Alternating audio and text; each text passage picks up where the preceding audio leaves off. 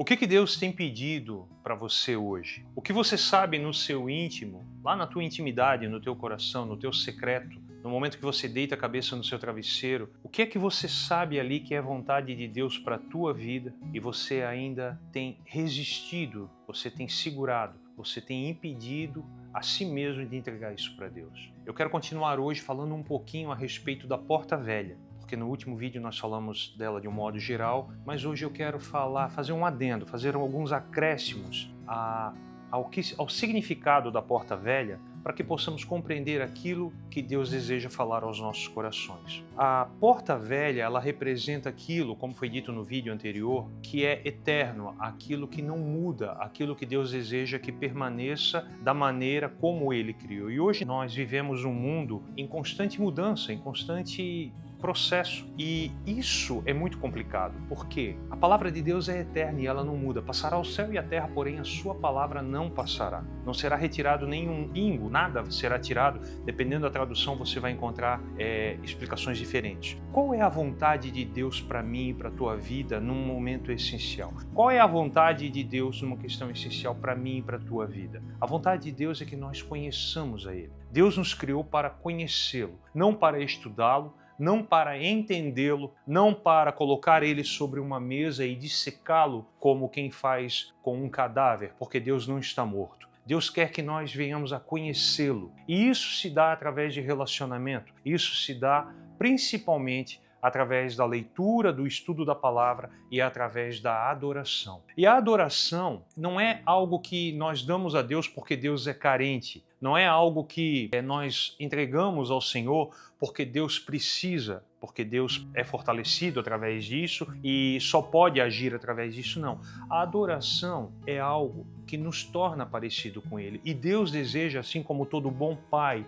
toda boa mãe, deseja que os seus filhos carreguem deles aquilo que é bom, levem para frente, deem continuidade. E Deus, como Ele é de todo bom, Deus só há um bom, Jesus disse, que é o Pai. Ele deseja que nós venhamos a refletir essa bondade na nossa vida. E é interessante porque ali no capítulo 3, no verso 6 de Neemias, quando fala da porta velha, diz que houve dois homens restaurando a porta velha e um deles era um ourives e o outro era um perfumista. Isso é muito interessante. O perfume, ele fala de adoração. Louvor tem mais a ver com aquilo que sai dos nossos lábios, e a adoração, ela já era praticada no Antigo Testamento antes da música ser estabelecida como uma das formas de adoração. Veja que o livro de Neemias e mais à frente Davi, no seu reinado, é que começam a trabalhar a música como uma forma de adoração a Deus. Antes disso, eram oferecidos sacrifícios de adoração ao Senhor.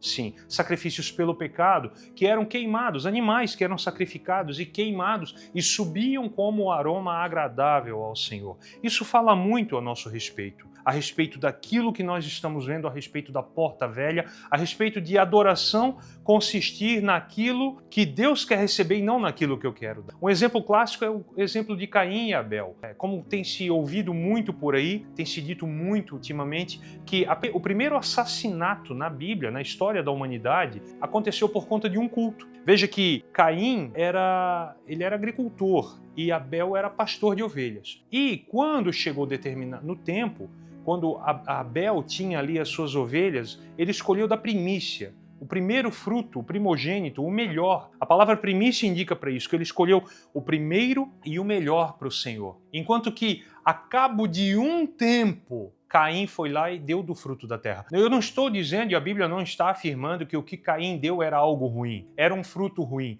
mas Caim deixou para depois. Caim deixou o Senhor em segundo plano, deixou o Senhor em segunda instância e vou cuidar das minhas coisas, não vou cuidar das coisas do Senhor, enquanto que Abel deu da primícia.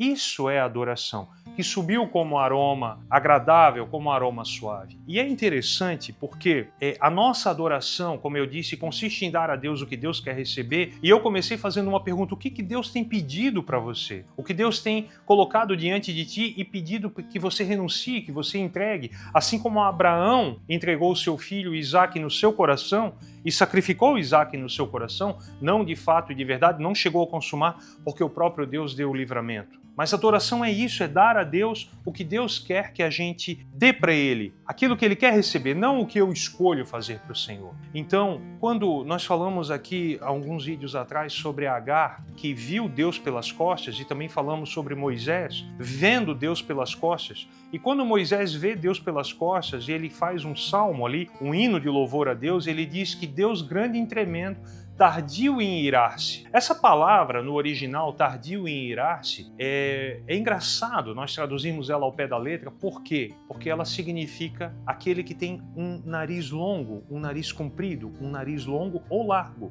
mas mais no sentido de longo mesmo. Ora, como assim? Na nossa cultura, o nariz longo, ele tem a ver com a mentira, dada a história do Pinóquio, né? Do boneco de madeira que pediu para se tornar humano e cada vez que ele mentia, o nariz dele crescia. Nós temos uma ligação aí cultural que desvirtua esse conceito do nariz longo. Mas se você pegar o conceito de adoração e associar ele a ela ser algo de aroma agradável a Deus, e veja que a ira de Deus, nós não somos salvos do inferno, nós não somos salvos da condenação eterna.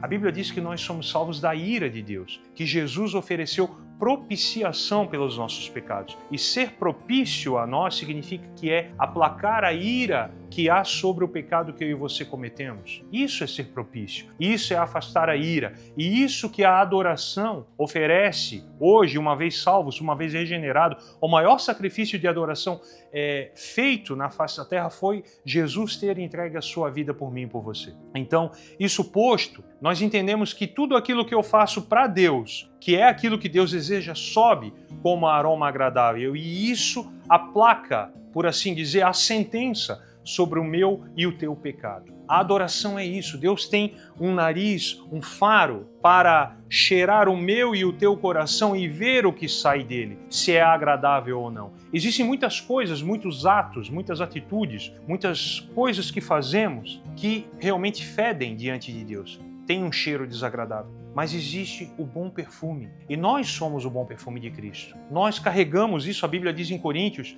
que nós somos o bom perfume de Cristo, o perfume de vida para os que creem e perfume de morte para os que são condenados, para os que não creem. Então, Deus nos convida a adorá-lo da maneira correta, da maneira certa, dando a Ele aquilo que Ele quer receber, dando a Ele o nosso melhor, o nosso tempo, a nossa primícia do tempo, a nossa primícia de valor no coração. Tudo aquilo que é um ídolo no meu e no teu coração precisa ser destruído. Isso é muito pertinente, isso é muito interessante.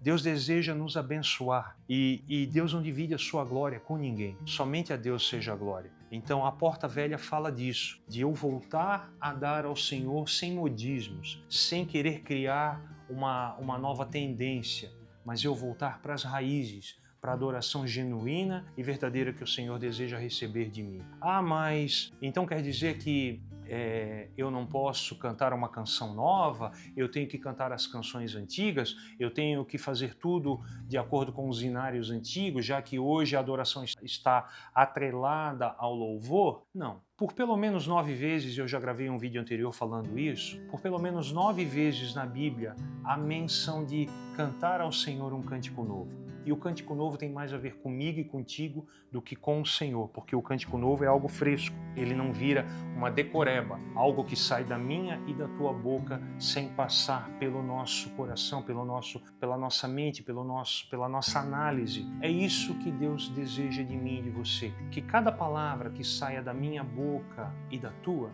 ela saia do nosso coração, uma sinceridade de alma diante dele no derramar, diante dele no ofertar o louvor, diante dele no sacrificar a adoração. É isso que Deus deseja. Não modismos, não tentar mudar a palavra dele ou uma nova tendência, uma nova revelação que venha ferir os princípios dos marcos antigos já estabelecidos por Deus. Isso é um adendo, isso é um acréscimo que eu gostaria de fazer a respeito da Porta Velha para mim e para a tua vida. E eu espero que de fato e de verdade isso possa se tornar uma realidade na tua vida e você possa colocar diante de Deus aquilo que Deus deseja que você ofereça a Ele em sacrifício, em adoração, em confiança. Deus deseja te abençoar. Deus deseja me abençoar. Nós somos abençoados, nós somos salvos. Só que quanto mais nus, por assim dizer, despidos de nós mesmos, nós estivermos diante da fonte, que é o Senhor, mais nós vamos absorver, mais nós vamos ser encharcados, mais nós vamos ser permeados por essa graça e por essa misericórdia que flui continuamente do trono da graça do Senhor. Amém? Eu espero de todo o coração que essa palavra te toque, fale contigo no teu momento, no momento que você está vivendo a sua vida, e que você possa ser tremendamente abençoado por ela. Que o Senhor Jesus Cristo, o Filho do Deus vivo que vem em carne, te abençoe e te guarde nele e para ele e até a vinda dele. Amém?